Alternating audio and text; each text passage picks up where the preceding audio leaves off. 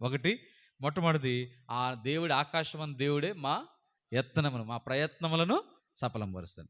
రెండవది, మా ఎలియాజరు యొక్క ప్రయాణమును సఫలపరిచినాడు. మూడవది, కార్యమును సఫలపరిచినాడు. నాలుగవది, చేయనిదంతయు సఫలపరిచాడు యోసేపు.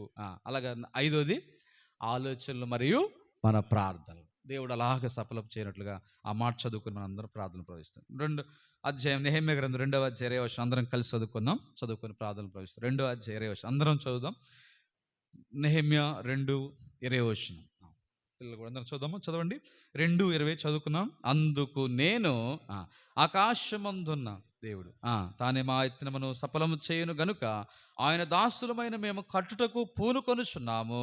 చాలు. ఇక్కడ మనం ఈ రీతిగా నెహెమ్యాలో ఒక మంచి ఆలోచన, మంచి ఆశ, ప్రార్థన, అలాగే మంచి అలాంటి ప్రయత్నమును దేవుడు సఫలం చేయని ముందుకు కొనసాడు. కనుక ఇక్కడ మనం సఫలము చేయును, ఎవరంట సఫలం చేసేది?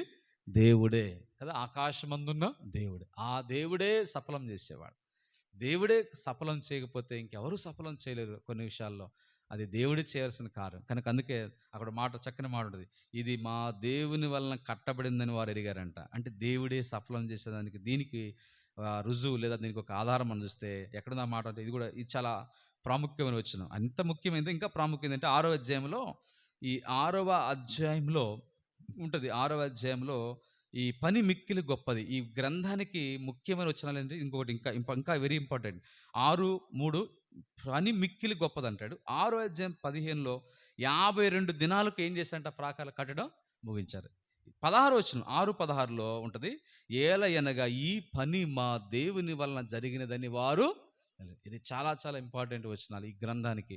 అలాగా కనుక మనము దేవుడు సఫలము చేసినట్లుగా మనం తర్వాత అధ్యాయంలో రాయబడింది. సఫలము చేయునని ఆశతో మొదలుపెట్టాడు విశ్వాసంతో నెహెమ్యా గారు.